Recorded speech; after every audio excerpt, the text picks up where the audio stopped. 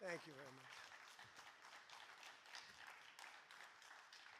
Thank you. That's a lot of press. That's good. We had a great event. This was something very special. And I want to thank President Macron and Bridget, his really lovely wife, fantastic person, for welcoming us to France for an extremely successful G7 summit. I would say it's one of the most successful. And this meeting could not have come at a better time.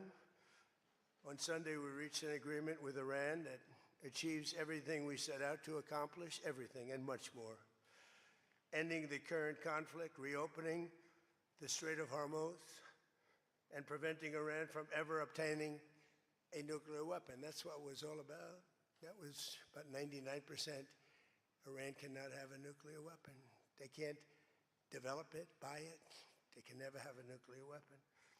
At the same time, with this announcement, or close to it, as people started to think it was going to happen when Iran was making some very positive statements, the stock market has surged to record highs, picking up thousands of points over the last short period of time, thousands of points. And oil is dropping like it has never dropped before, at levels that went in numbers, down $7, down $8. They've never seen anything like that.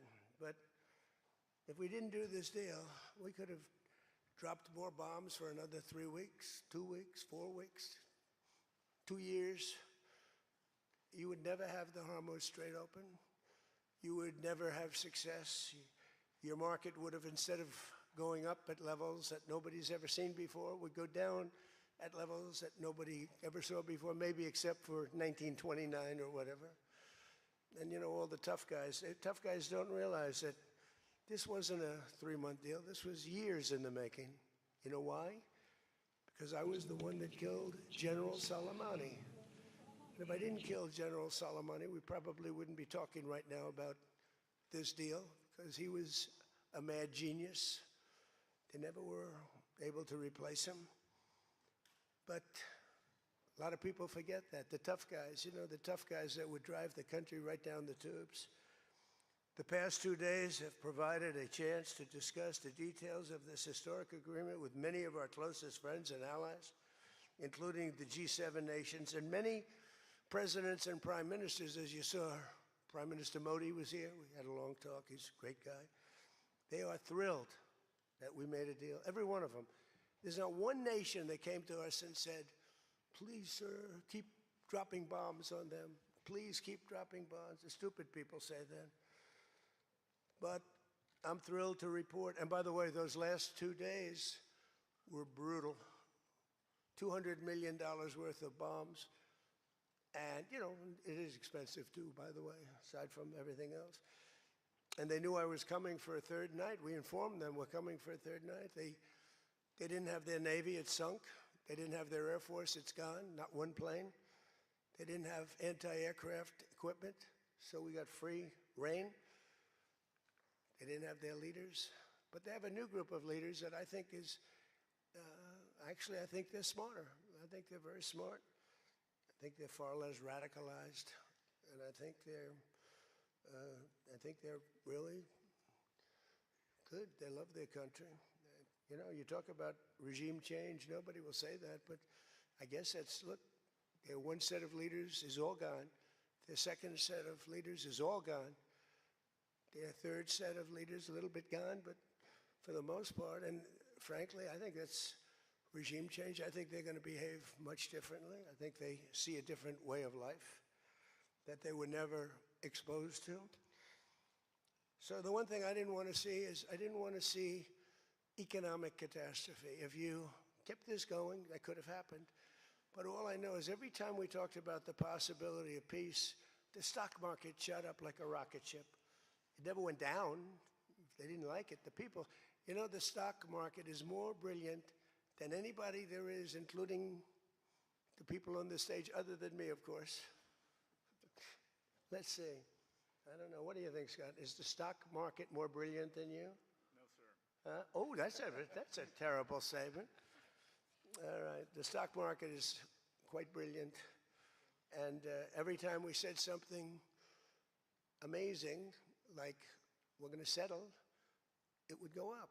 And every time we said something negative, like, guess what, we're not going to be able to settle, it would go down very big, Peter, right? Very, very big.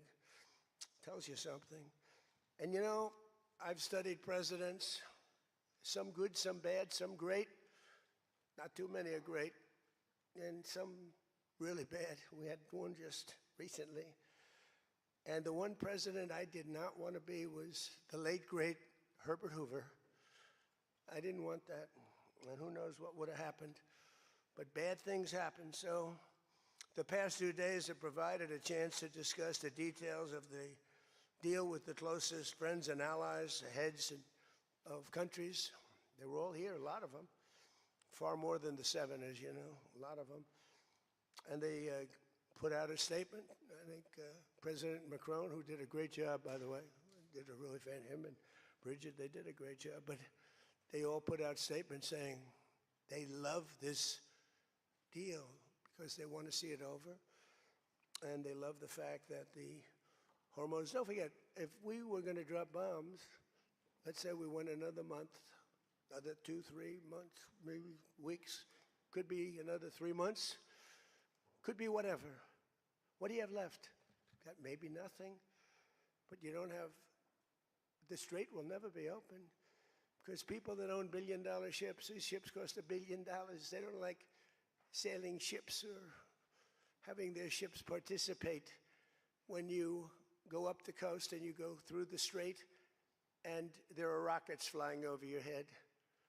They want to protect their $1 billion investment. You wouldn't have oil for maybe years. These are stupid people. But nobody was tougher than me. Nobody hit Soleimani. You know, when I hit Soleimani, people thought that was the biggest thing to happen in the Middle East for 50 years. That was the biggest event. He was the boss of Iran and respected, but he was a mad genius. He was a genius, the father of the roadside bomb. When you see young men, and in some cases women, mostly men, walking around without legs, without arms, with a face that's been blown to smithereens, it's Soleimani, 95%, 96.2 they say or something, 95%. That was Soleimani did it. Happened to come from Iran, and I blew him up. You remember that? I blew him up in the Valley of Death. He got off his plane, and we followed him. And in all fairness, because they've been wonderful to me, Israel, but they didn't want to do that attack. They were all set the night before the attack. They informed me they didn't want to do it, so I had to make a decision. I made the decision to do it. But it was a joint venture, as we say in the real estate business. That was a joint venture between Israel and us.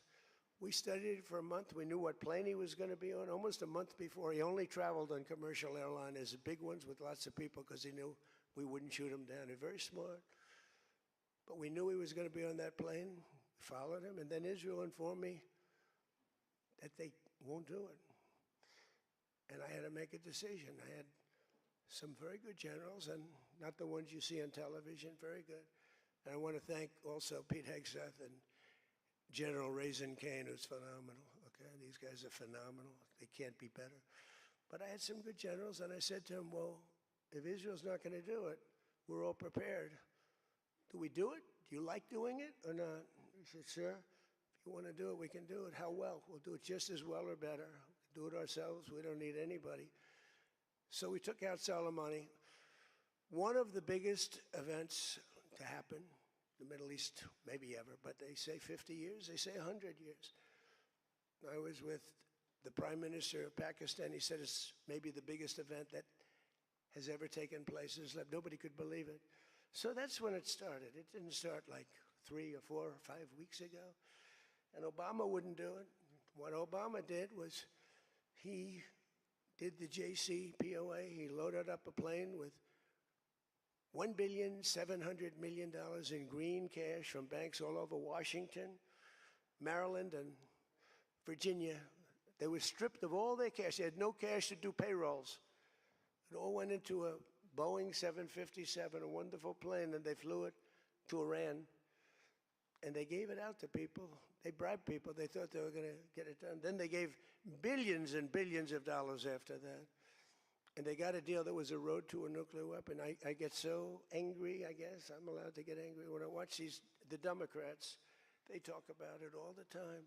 We had this deal done. You had a deal that was going to give them, legally, a nuclear weapon. And if that happened, Israel would have been blown away. And in all fairness to Bibi Netanyahu, who happens to be a good man, gets a little excited sometimes. But he happens to be a very good man. We've had an amazing partnership. He's been an amazing prime minister. We have a little dispute over Lebanon. I say, you can do a little softer touch, Bibi. You don't have to knock down a building every time somebody walks into it that's from Hezbollah. But it's been an amazing partnership. But he will say, we're the big partner, and he's the very small partner, and that's true. So he came to the country, and he begged Barack Hussein Obama, the president, not to do the JCPOA. He said it could be the end of Israel, and it would have been if I didn't come along. And Obama didn't listen to him. Bibi actually went to Congress and pleaded with them, and he got nowhere. And they had this horrible deal that was horrible for Israel, and that's where it stood. And then I came along and I terminated that deal. It had very little time left. You know, it was a short-term deal. You know, with countries, you need hundreds of years. You don't need 8 years and 9 years. This isn't like you're signing a lease on a candy store in the corner. You need hundreds of years. This was a short-term lease. It expired long ago. Had I let it run, it expired. You wouldn't have been around. A lot of people wouldn't have been around. But Israel would have been terminated. I think the whole Middle East would have been terminated. You saw that when everybody was shocked that all these missiles, they were aimed at these different places. Qatar, Saudi Arabia, UAE. Think of it. Bahrain, Kuwait. They got hit. Nobody thought that was, even I didn't think it was going to happen. They didn't think it was going to happen. They were going to take out the entire Middle East, including Israel. And if they had a nuclear weapon, they would have used it within moments after getting it. So I made it very tough for them when I terminated the Barack Hussein Obama catastrophe. JCPOA, one of the worst deals. NAFTA might have been worse, but that was worse economically. This deal was really dangerous, what he did. He gave them everything, including a lot of money, which we don't give them, by the way, just in case you have any question. We'll be giving this out so you can read it and you can see. And it's a memorandum of understanding. If it doesn't get done in 60 days, that's all right. We go back to bombing. You know, I don't want to do that because it's so good. But we might have to, because we're never going to let them have a nuclear weapon. But they've agreed not to, and you'll see that very clearly in the agreement. But then the second phase of that was they were building, or they were enriching material, as they say. I call it nuclear dust. They were enriching material under granite mountains. Granite being, for those not in the construction business, granite being a very strong, the strongest stone. It's not as pretty as marble, but it's much stronger. It's a lot stronger. Like the new granite I put on the stairs of the White House going to the Oval Office, the black granite, it's rated 1 million years plus. No marble's rated that. Marble's rated 100 years if it's outside. So these are granite mountains, and the B-2s came along and they hit those air shafts in the dark at 1 o'clock in the morning with no moon. They had a beam going right up everywhere. Those guys did a job, and then they were criticized by certain members of the press, like CNN, for possibly not doing that much damage. And it turned out that the damage was far greater. Those mountains collapsed right on top of everything. Nobody's going to get that for a long time. Unless we want to get it, we'll get it. But we're the only ones that can. And they say China has the equipment to get it, and we have the equipment to get it. And it's actually not valuable. Not a lot of value, but we'd like to get it psychologically, but nobody's touching it. We also have cameras. That's what Space Force is. We have the greatest military in the world, by the way. But I'm proud of Space Force because I started it. We have Space Force cameras on every single door, well, there are no doors. They've been pretty well shattered, but every area of that. If somebody walks in and he's got a badge with his name on it, like Mohammed something, which is about a 50-50 guess, Mohammed something. They can tell the name. They can give you a serial number. We can see things you wouldn't believe the quality of the stuff that we have. That's why we've been so successful. That's why our blockade will go down in the annals of history as being unbelievable. Nobody's ever seen a blockade like that. It's like a steel wall. So what happened is we then terminated that, and I call it the nuclear dust, and that was the end of that. But if we didn't hit that with the B-2 bombers, or if it wasn't successful, they would have had a nuclear weapon, a nuclear bomb at a very high level, not the highest, but it would have been a very high level. We have much bigger, but we hope that we're never going to have to use it. We have the most. Russia has second. China is very far behind, but going to catch up, unfortunately. You know, they're catching up, but we have the most. We have the most powerful, but we also have the most. But Russia's not far behind. And then you have China in third place, but within 5 years, they'll be probably even. And we ought to make a denuclearization deal. It would be so great. We don't need all of that. We don't need to be able to blow up the whole world 300 times over. It's terrible.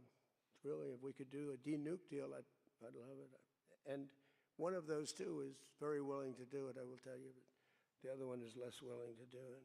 And you need all of them. So the deal we reached with Iran on Sunday will be signed shortly, tomorrow, maybe the next day. Subject deals. My whole life is all about deals. That's all I ever did is make deals. And crazy things happen with deals. I've gone into deals where it's a guarantee. No way it can not be signed. And it doesn't get signed. And I've gone into deals that you have no chance of making, and they go like nothing. So, but we're going to most likely sign a deal. They want to sign a deal, and they've been acting very appropriately. They took a big 2 hits last week. Those were 2 very big hits. So, importantly, Iran has agreed that they will neither produce nor procure a nuclear weapon. Neither produce, because originally they said they talk about that they will not develop a nuclear weapon. And some people found it okay. These guys didn't, in all fairness. But some people, but I didn't like it. Said it won't develop. I said, what happens if they should buy? I don't know. It's very dangerous for somebody to sell, because whoever sells them a nuclear weapon will get nuked themselves. If they sold a nuclear weapon, only a few that could do it, they would be nuked. They wouldn't have that country long. So it's a very dangerous thing for somebody to do. But I wanted it in there. So it's develop, procure, buy, anything. And you'll see that when you see the agreement, but it's appropriate that we release the agreement. And we did send a copy to Israel, by the way. They've been a good partner. Again, I think they could do better with respect to Hezbollah. I'm not saying they shouldn't protect themselves. I'm saying when 2 drones are shot into the desert and drop harmlessly, you don't have to knock down buildings in Beirut. They could behave better. And frankly, they could do a better job. I love them as a partner. They were terrific. But they could do a much better job with Hezbollah on that. I don't think they're doing well. And I feel very bad for Lebanon. Lebanon's been, it was a great culture. They had the professors, the doctors, the lawyers. It was an incredible culture, maybe the highest in the Middle East for years and years, centuries. And for the last 50, 60 years, they have been just trashed. They have been living in hell. So they'll work closely with us to turn over the so-called enriched material that's very deep in the bowels of the earth, very deep. Nobody can get it. So it's not important that we do it quickly, but we could do it fairly quickly. When we have a chance, we'll do it. But in the meantime, we have cameras on every inch of it. Nobody can do it. And if they do, we'll hit them with Patriots, that's all. And they'll be gone. And they know that. Technical discussions on the removal of all stockpiles of enriched materials will begin immediately. We're going to start that immediately. And unlike Barack Hussein Obama, who sent Iran pallets of cash and any relief they receive under this deal, they'll have to get based on merit. And it won't be from us. We don't have to give them anything. But some people may want to invest. Like, what are you going to do? Say you can never, ever invest in a country? I mean, it's pretty tough. I don't mind being tough, but it's pretty crazy. You can invest in a country.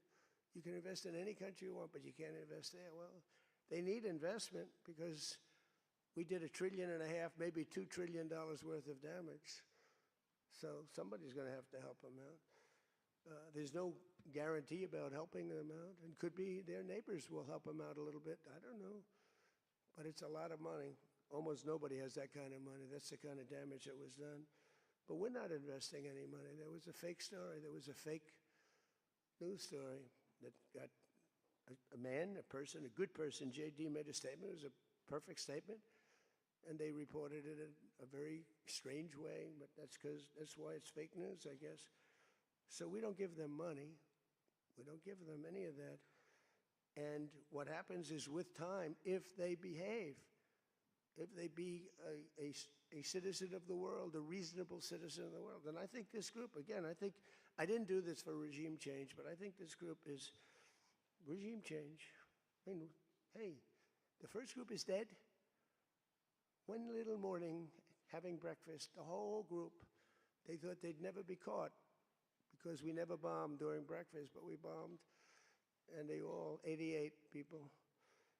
And I'm not proud of it at all. But the second group came in and they were very unreasonable too. And they were all gone.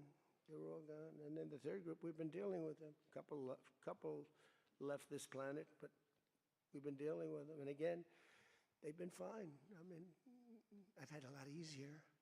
I've had some easier ones. They're tough, they're smart. Maritime traffic through the Strait of Hormuz has already increased very substantially, and the normal flow of energy will resume in the coming days, and trillions of dollars will be made by the world, and the stock market will, I believe, continue to rise. The only difference is that a player that's very volatile, very tough, very smart, frankly, you know, they have, in one way, a primitive culture, but it's also a genius primitive culture. They're very smart people, very good negotiators, but so are we. So rather than possibly going into a depression, rather than having your favorite president be Herbert Hoover, I was always the one I didn't want to be. I wouldn't have preferred Nixon. I wouldn't have preferred, there are plenty I wouldn't prefer, but the one I always thought of, Herbert Hoover. And he caused it. He raised taxes too fast, and he raised interest rates too fast, all at the same time. And it caused the Great Depression. So I don't think I'll make mistakes like that. I lower taxes, I don't raise taxes. In fact, we just gave you the largest tax decrease, largest tax cut in the history of our country. So we'll be working on a parallel effort with the Gulf nations to address non-nuclear issues such as the conventional ballistic missiles, which we'll be talking about, and support. I mean, they have to have some because other people have some. You got to have some. Somebody said, you shouldn't give them one. I mean, I have guys, I like some of these guys, but I don't think they're smart. Sir, you shouldn't let them have any missile. I said, well, what am I going to do? Am I going to let Saudi Arabia have missiles, but they can't have them? Yes, sir. Doesn't work that way, you know?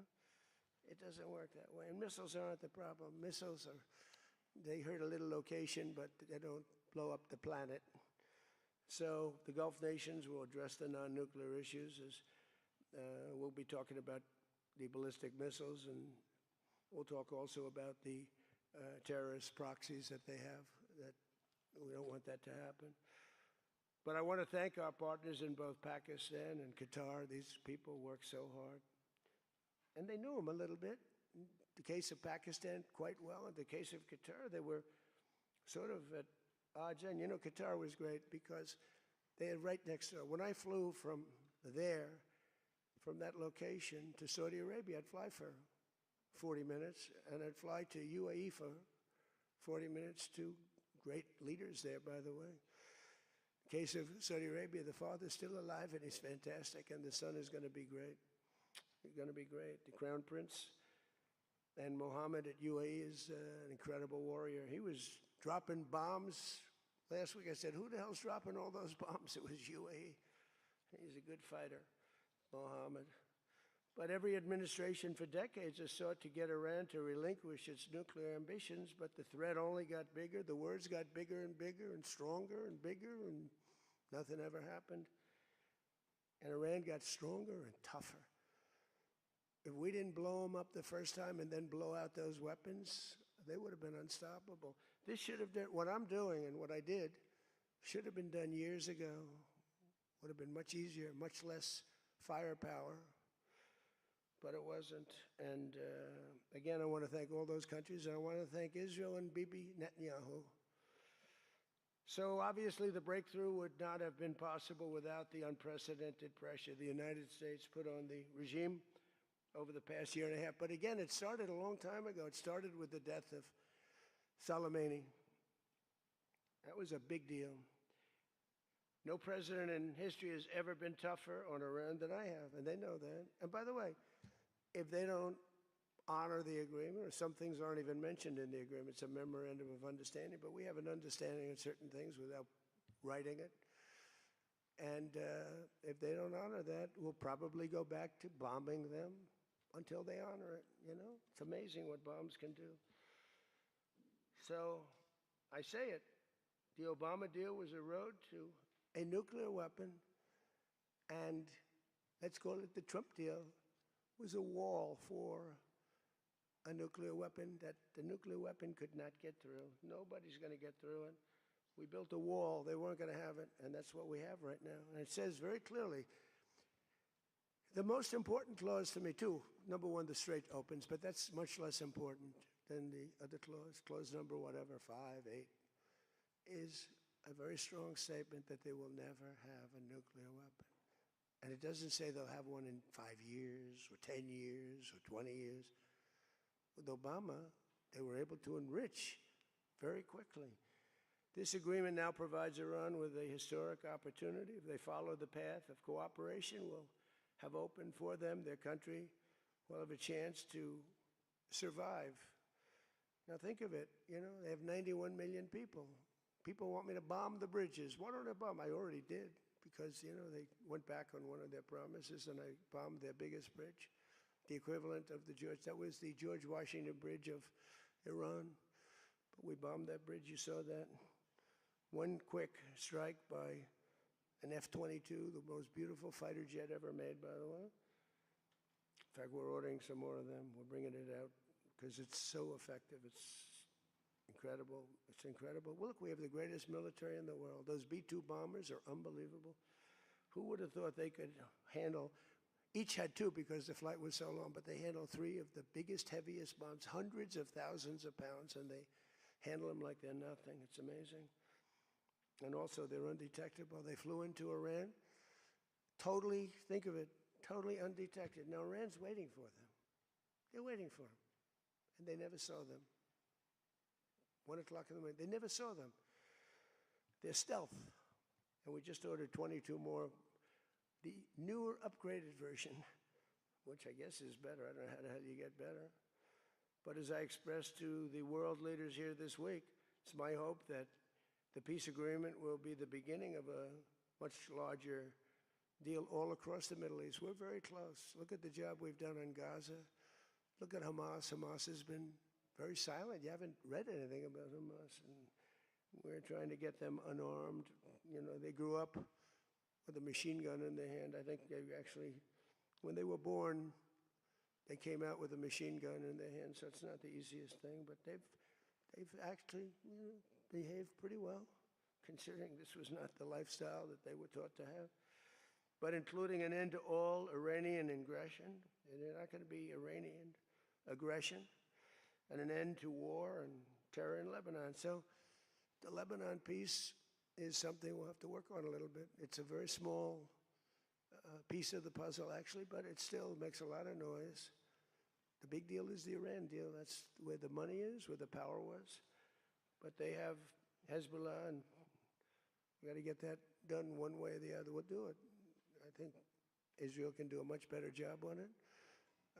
Syria would love to do it. I was very responsible for the gentleman at Syria that's now the president of Syria, he's done a tremendous job. He's put that country together in a year and a half. Sort of like our country, a year and a half. It's pretty similar size. They said, please don't put him there. He's a very violent man. Al-Qaeda.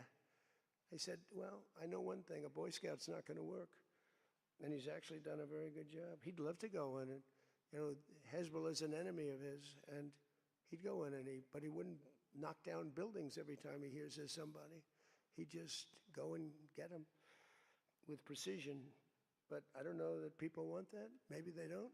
Maybe Lebanon doesn't. We have to be guided a little bit by Lebanon. And by the way, the president is going to be coming, Prime Minister, President, going to be coming over to see us very shortly, over the next week or two. Good man.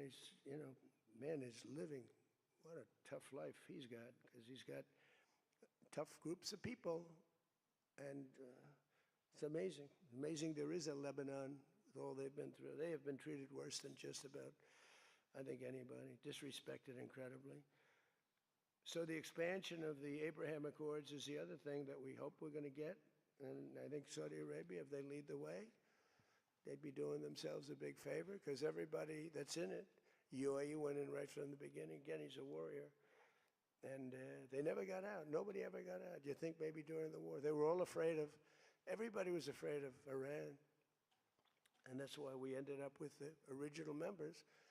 But then when the election was rigged, that's right, and I wasn't here at all, nobody cared about anything. The country went to hell in every way. That was the least of it. Middle East was the least of it. The country went to hell, allowing 25 million people into the country, unchecked and unvetted, many of them criminals, many of them murderers, 11,888 murderers allowed into our country. So this was the least of it. But the past 2 days have also provided an opportunity to discuss a number of other key issues with members of the G7 and our partners. Yesterday morning, we had a productive conversation on the war in Ukraine. I spoke with President Putin. I spoke with President Zelensky, and he was there. And President Putin I spoke over the phone with. And something's going to happen. They're losing a lot of people, a lot of soldiers. They're losing soldiers. Both are losing a lot. Russia's losing more because they're the offensive ones. And when you're offensive in war, you lose more. Pretty simple. But I provided an update on my call Sunday with President Putin and expressed my continued hope. We had a very good conversation with President Putin and a very, very good conversation with President Zelensky. I think they both want to do something. They just don't know how to do it. They want to do it. They just don't know how. In our session yesterday afternoon on international partnerships, I offered an update on how the United States is leading the world in responding to the Ebola outbreak in Africa, sending $375 million in aid so far to help stop and contain the crisis at its source, and we've done great. I was with the president of, a couple of presidents came over, by the way, from African nations, and they were so happy with what we did. But where it's unfair is we gave $375 million. The rest of the world gave essentially nothing, maybe a couple of bucks, but nothing. And they were all saying, thank you so much. And I think they've done a good job. It's a terrible thing. Ebola is a terrible thing. That's an unbelievable one. Fortunately, it's not like COVID where it's that easy to spread around, but it's rough. And we've done a good job. We've moved people to certain quarantine, certain locations. But today we also had excellent meetings on the economy and artificial intelligence, which is amazing what's going on with that. It's going to be the biggest thing ever.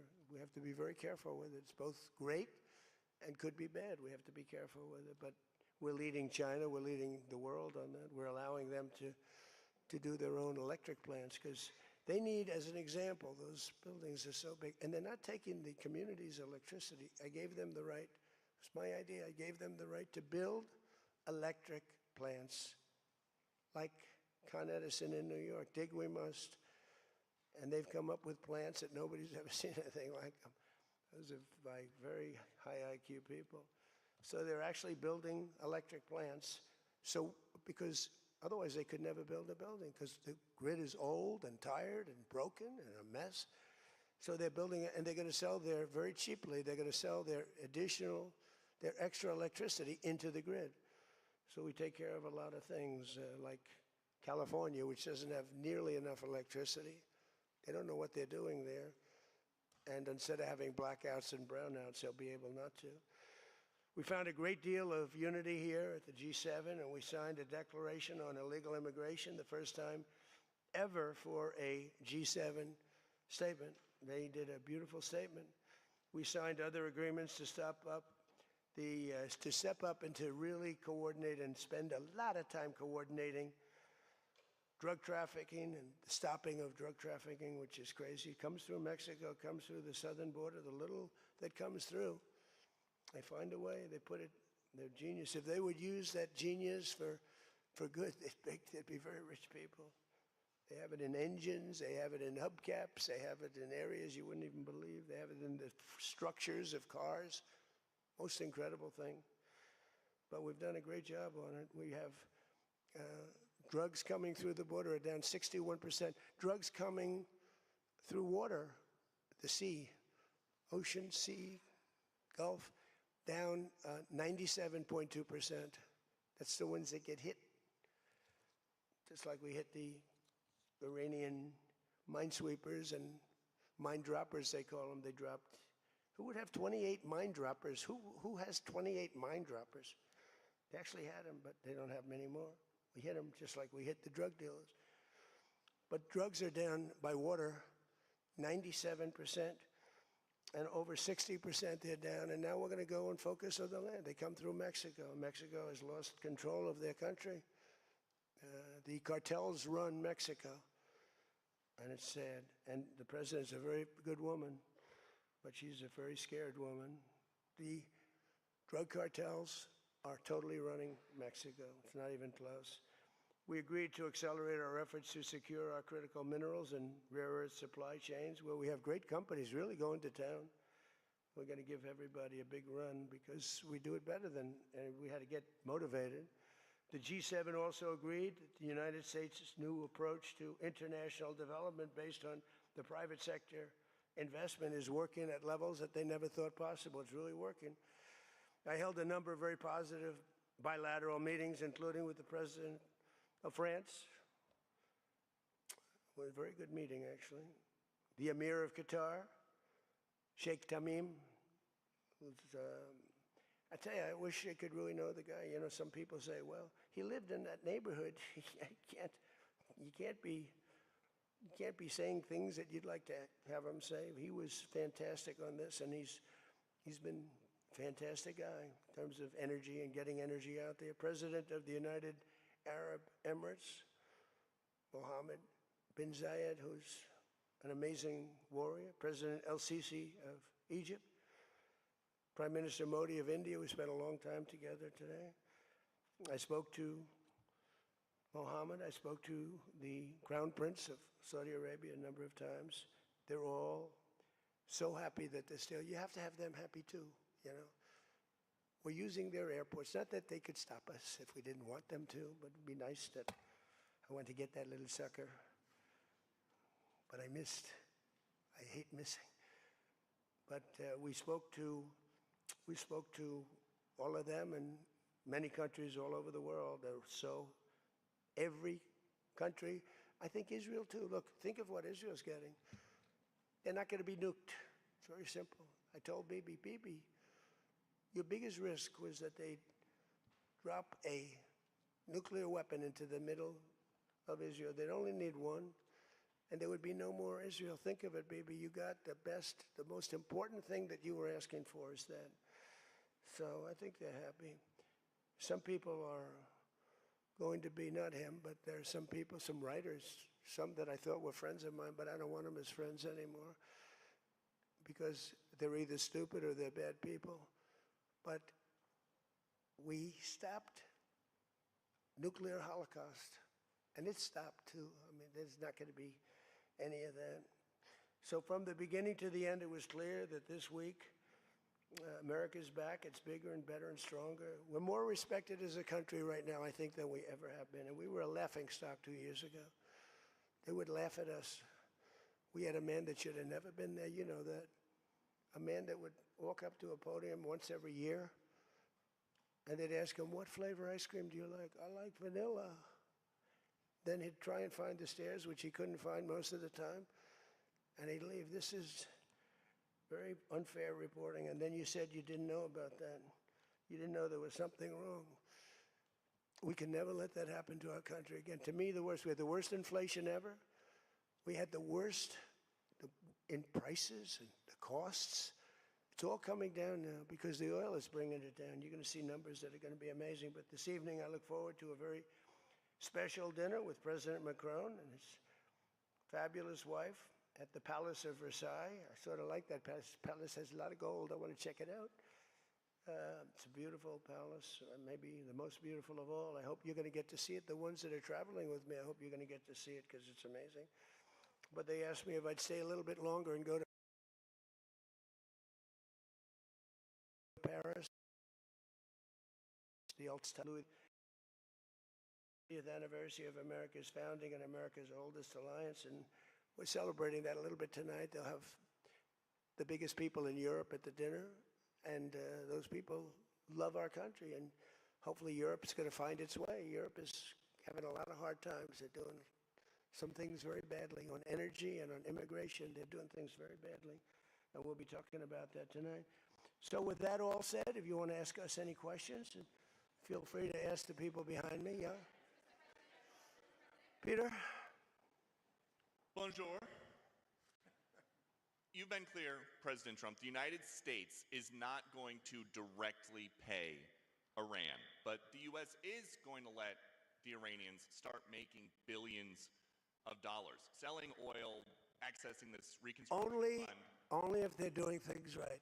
Only if, Peter, only if, we're not doing anything. We're not putting up money. Only if they're doing things right. If they're doing things right, if people want to invest, they can invest. But they had this $300 million fund. It's only $300 billion fund. It's only if they're doing things right. Remember this also. When you talk about billions of dollars, they've had much more than $1 trillion worth of damage done. They got a long way. There'll be 15 to 20 years to rebuild what they have right now.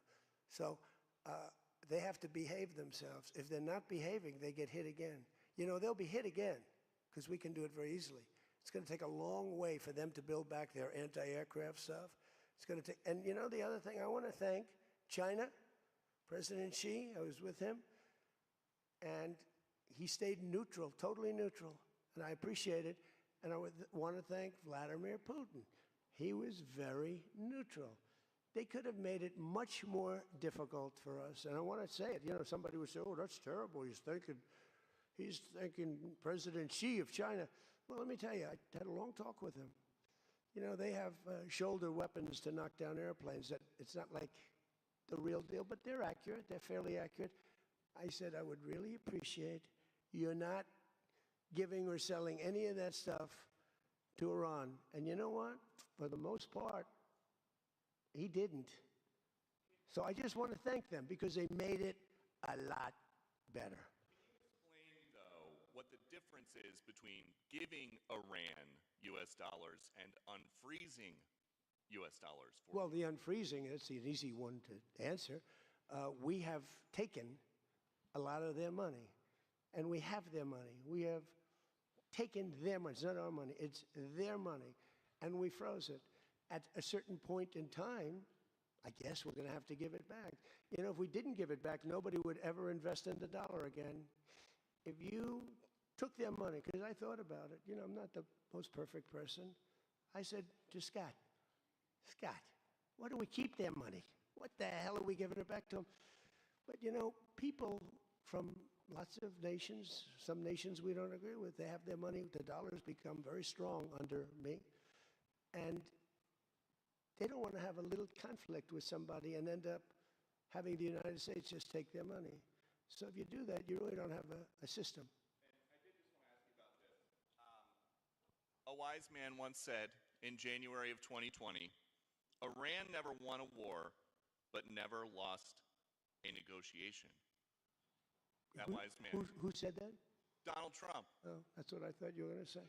So how do you go back to the United States and convince a skeptical American public that this deal Well, is a look, win? here they lost militarily, okay? It's very tough because I know that no matter what, if I would go, by the way, if I'd go another 3 or 4 weeks, those same people that are critical would say, he went too long, he should have done, no matter what. If they raised the white flag of surrender, and if they said, praise be to Allah, Donald Trump is the greatest president ever. We totally concede, we totally give up. This war is over, we have failed. The New York Times and CNN and a couple of others, they're not all that dishonest, they'd say, Iran had a great victory, okay? They practically do that. You know, it's amazing, when we knocked out their last ship, they had 159 ships. When we knocked out the last ship, the Times refused to do a story on it. They said, why wouldn't you? They don't have a Navy, and you don't want to do a story on it. They don't have an Air Force, you don't want to do a story. We need a fair press. And that's why they're all doing so badly, because they lost credibility. When I win in a landslide and I had 93% bad press, they take good stories about me and make them bad. But the only reason that happened is because they have so little, the media has so little credibility that the people voted for me. 93% of the stories on network, ABC is horrible. I think ABC is the worst. NBC is terrible. And CBS is terrible. CNN, obviously. And I never get good stories, no matter what I do. I could do the greatest thing. I won't get good stories on this. I'll get it from fair media. I'll get it from all over the world. They're writing good. But no matter what I do, I'm going to get bad press. I know that. Now, if I did the opposite, if I went out and continued to bomb them for another 4, just bomb the hell out of them, I'd get bad press on that. No, there's nothing I can do. But what this does is it allows the ships to go. If we keep bombing, those ships won't be going. And you're talking about $500, $600, $700 million a day. It's a lot of money, a lot of money. That's why the world is okay. It's liquid, it's fine. Also, we run out of reserves in about 4 weeks. You know, there are reserves all over the world, and we would really run out. And there'll be a time when you wouldn't be able to get it. And you want to see bedlam? So for all those so-called geniuses that want to show me how smart they are, ask them, why didn't they blow up General Soleimani? Ask that of the general and a couple of other people that I like very much, but boy, are they wrong. Go ahead. How about you? Thank you, Peter. I'd give you more, Peter, but people will say I like you too much. Thank you, Mr. President. Bonsoir, Mr. You know, he told me that first day in office, he asked me like 7 questions. I answered all of them. Is this true? He said, he just answered more questions in one meeting than Joe Biden did in 4 years, okay? You know, I'm not going to get you in trouble, but that's what you said. Go ahead. Bonsoir, Mr. President. In The Art of the Deal, you write about the importance of leverage. Yeah. Obviously, you have a lot of leverage when it comes to Iran, whether Tremendous it's militarily or through economic sanctions.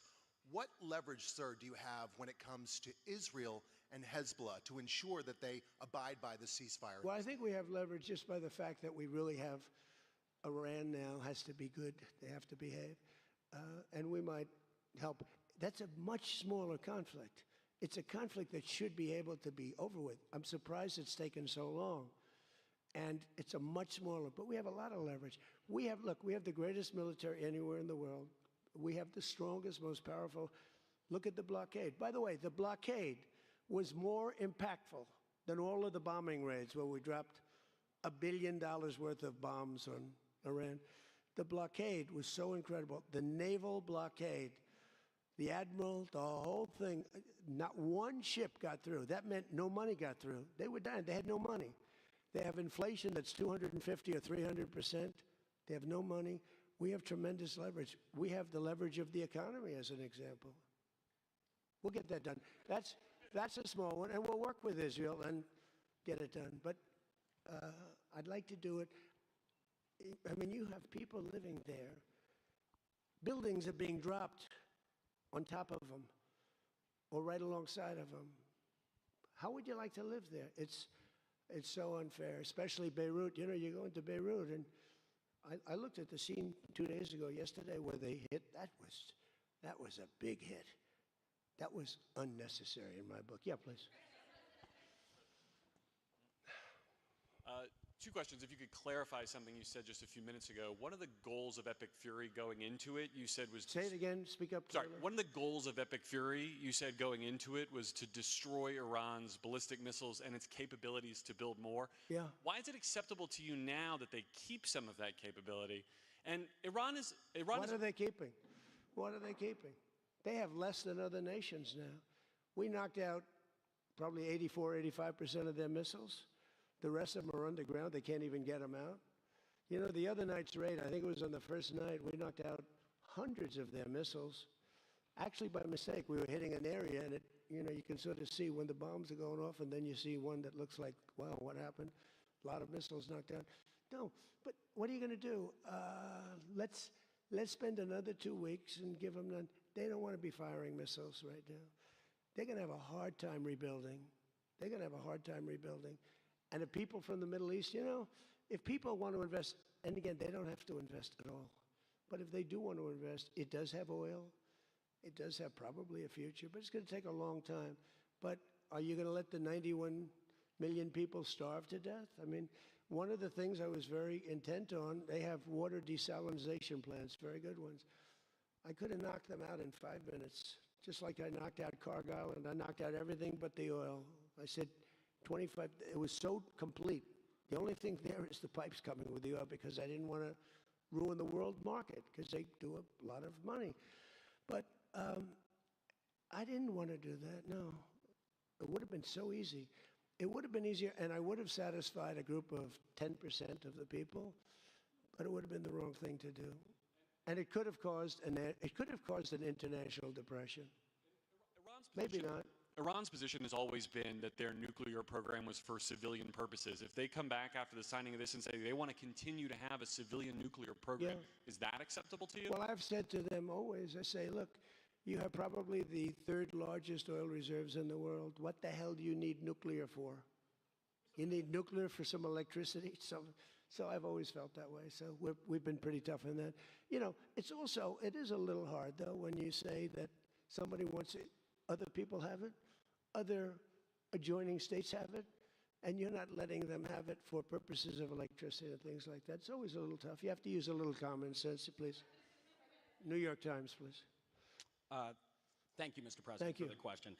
Now that you're approaching a new phase in this conflict with Iran, can you now say whether you will hold anyone in your administration accountable for the strike on a school that killed more than 100 children on the first day of the war? No, if it was a fault, and as you know, that's under investigation, it's such a strange question to be asked at this state, because you're talking about a long time ago, but nobody did that on purpose. I guess you'd have to say about them, what about the thousands of soldiers that they blew up when they opened their car door? What about the thousands of people that were killed by Iran? No, mistakes are made. The war is nasty. But I know it's under investigation, and I could have a report for you tomorrow. Or I would ask Pete Hegseth that question, because they have it under investigation. Please. Mr. President, you've been saying all week that this deal permanently prevents Iran from getting a nuclear weapon, but the drafts of the deal that have been floating around barely mention Iran's nuclear program. So can you explain how exactly the deal achieves that goal? So when I say permanently, it should be permanently. But if it's not permanently, we will bomb them. They will be bombed, just like I bombed them on Wednesday night and Tuesday night, and was going to bomb them on Thursday night at a level that was 3 times greater, and they knew that. I will bomb them. Now, that's with me as president. If you have a weak, pathetic president, maybe that doesn't happen, but I can only do the job that I have to do. I have a long time to go. I have almost 3 years, close to 3 years. Time is going fast. But our country's become we're the most respected country in the world. Those leaders today, they said, we used to laugh at you. 2 years ago, the same guys, they'd laugh at the country. And now they say, you're the most respected country anywhere in the world. Militarily, even military. Take a look at what happened look at what happened in so many different locations. Afghanistan, that horrible retreat that these people made, leaving equipment behind. They weren't under any pressure. You take your time. You can get out. I was going to get out. We were going to get out with dignity and pride, take 100% of the equipment. I was even taking the tents down. But then they got in and they just left. They left all the equipment. I may get all that equipment back. Now, here's the thing. More symbolic, because it's a little old now. But we may get it all back. Afghanistan is kissing our ass. You know that? So you're threatening to bomb Iran if they don't comply, but there's nothing enforceable in the deal itself. Is that correct? Doesn't have to be. I let them know. I said, look, if you don't adhere to the agreement, I don't want to do that, but we're going to bomb the hell out of you. And I don't think that they're going to veer from the agreement. What else am I going to do? Am I going to say I'm going to take you to court? Let me take you to court. Let me sue you. No, we're going to bomb the hell out of them if they violate the agreement. I don't want them to. I want them to honor the agreement. Again, the straits close up. Bad things can happen. You know, in war, terrible things happen. Like you mentioned the question before about a school gets hit. Other things get hit. Bad things happen in war. War's a nasty place. I see it. I see it. I see it better than maybe anybody has ever seen it. Go ahead, please. Thank you, President Trump. Oil prices are now plummeting. How do you see this agreement further affecting energy prices in the U.S. and the U.S. economy in the long term? And secondly, Mr. President, how do you think Vice President J.D. Vance did on The View yesterday? Well, first of all, thank you for the word plummeting, because that's what's happening. Oil prices are plummeting. And that means oil prices are going to come down. You know, if you make donuts, you have a heating, you have a stove, and you have to buy the heat, you need the gas or the electricity or whatever you're using. And when oil prices come down, oil is the biggest thing. Oil is, you get oil prices coming down, and they're going to come down. And we're hitting into threes now for gasoline, and that'll come down a lot lower.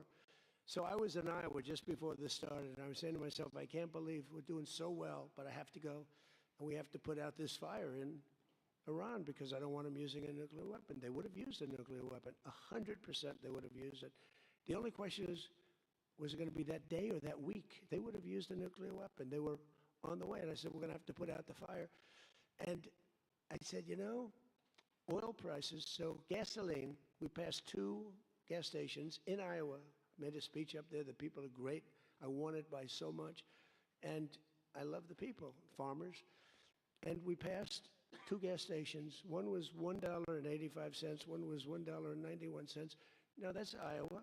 But it was, I mean, California has all those crazy taxes that they put on, you know, California taxes. But the oil was down to $2 to, I'd say, between $2 and $2.50, and it was heading down further, and we were going to have a great run. We took a little journey down to a place called the Islamic Republic of Iran, and we bombed the hell out of them, and now they can never have a nuclear weapon. Now, we had a disturbance, but I must say it was much less than anybody thought. The oil never went to $350 a barrel. It went to $115, $120. The oil never went anywhere near that. And the other thing, I thought the stock market would go down 25 or 30%.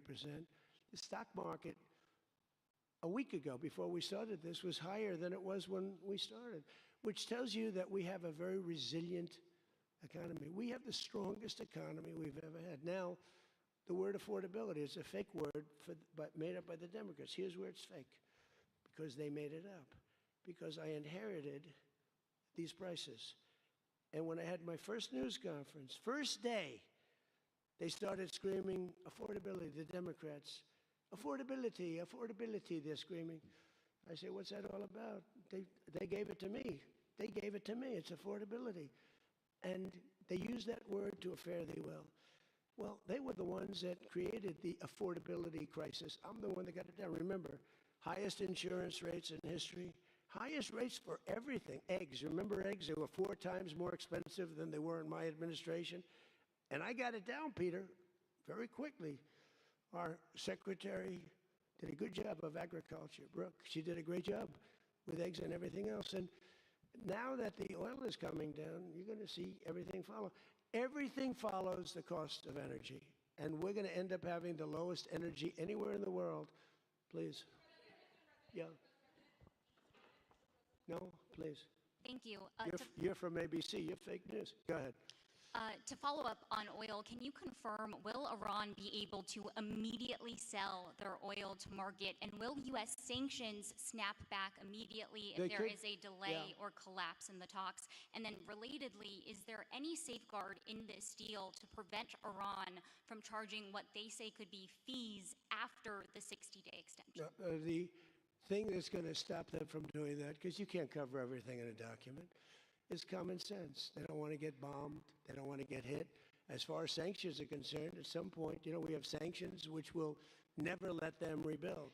They would have no money. They would be in poverty. The 91 million people would starve. So something will happen as soon as they behave. When they behave, we're going to let that go. We're going to have to. I put sanctions on a lot of people, and then I let them go. A lot of countries. Yeah, please. Thank you, Mr. President. My name is Shinji Abe. I'm a Japanese Yomiuri newspaper company from the Washington correspondent. My question is about the Strait of Hormuz. Did you ask other G7 nations to send military force? And what specifically are you asking of Japan? Or where are you from? I'm from Japan. From where? Japan. And is military support? I just left your prime minister. Japan's doing very well. She's my biggest fan, I have to tell you. She thinks I did a great job. You have to call her and ask her. She's doing a very good job, by the way. Go ahead.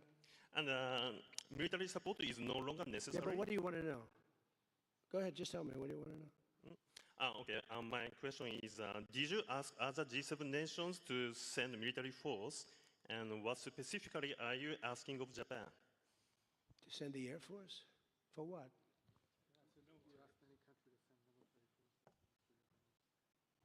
Oh, other countries, not just Japan. No, we don't need it. Oh, by the way, they all want to do it. They all want to do it. Every single one of them. They want to go be a part of it now. Not while the war was going on. I was a little disappointed.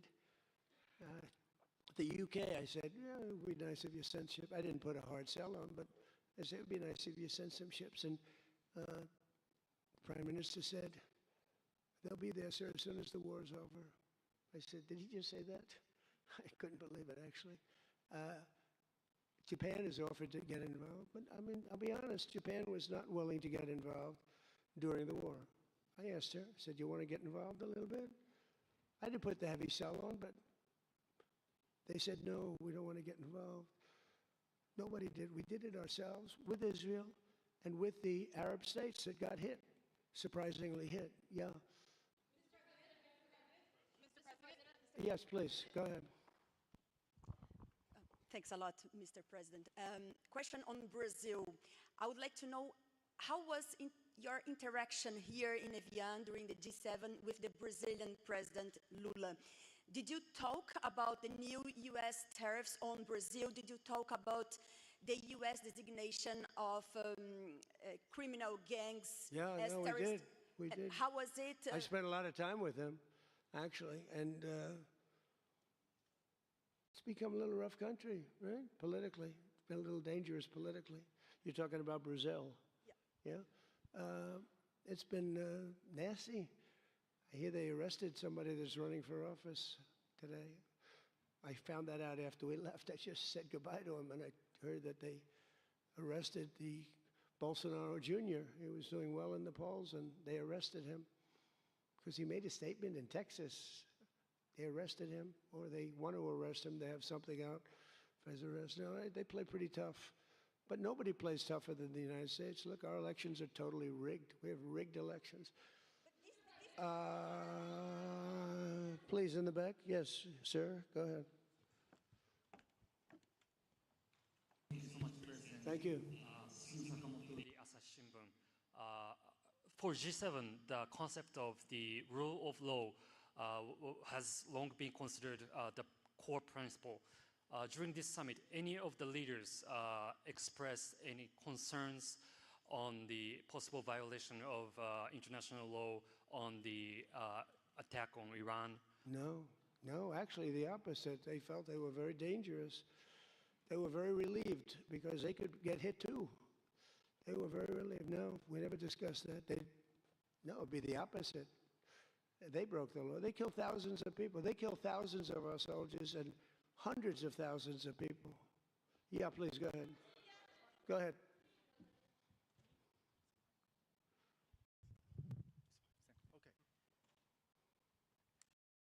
Mr. President, Yes.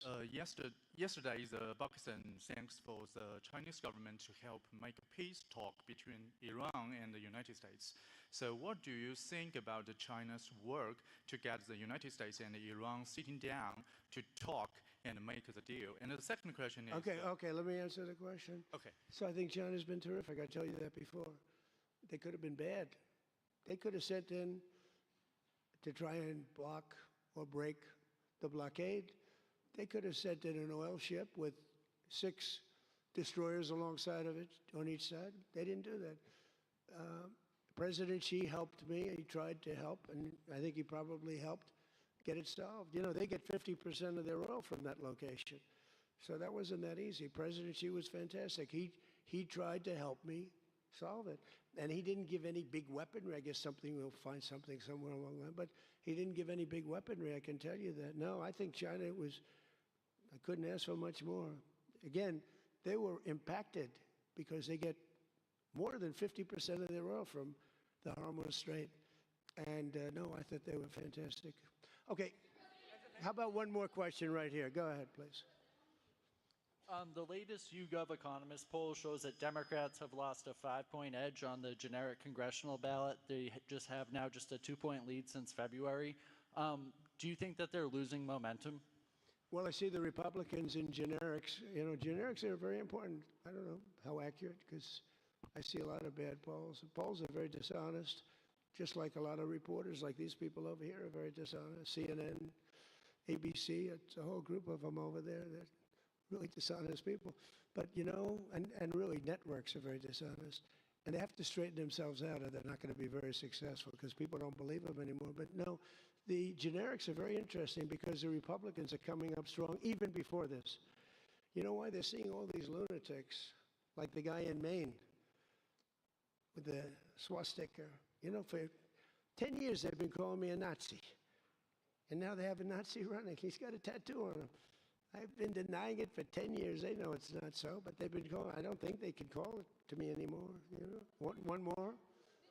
One more. Go ahead, Peter. Let me finish with Peter because he's been better to me than he's been to Biden. Thank you, President Trump. I have a question about this weekend. Why not stick around for the signing ceremony with this Iran peace deal? I might. You might. Yeah, I might, but I'd rather, this is a memorandum of understanding. It's very important, but it might not be the kind of a document that I should be signing. Is there some element to this where you send the vice president, if it works out, great, you look like a genius for sending him. And if it doesn't work out, it's the vice president. I like that idea, sure. What? This way, if it works out, I'm going to take the credit. If it doesn't work out, I'm blaming JD. You better be careful, JD. He's going to turn his plane around and get the hell out of here. Yeah, I like that idea. I think it's a good idea. Thank you very much, everybody. Thank you.